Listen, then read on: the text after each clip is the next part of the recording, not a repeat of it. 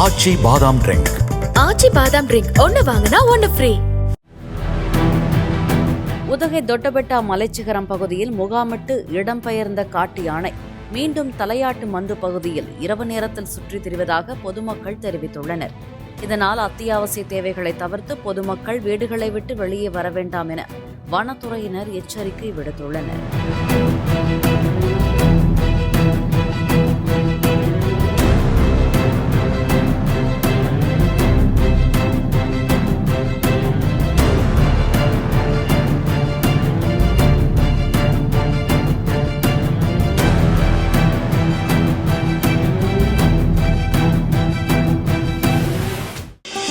ஆச்சி பாதாம் ட்ரிங்க்.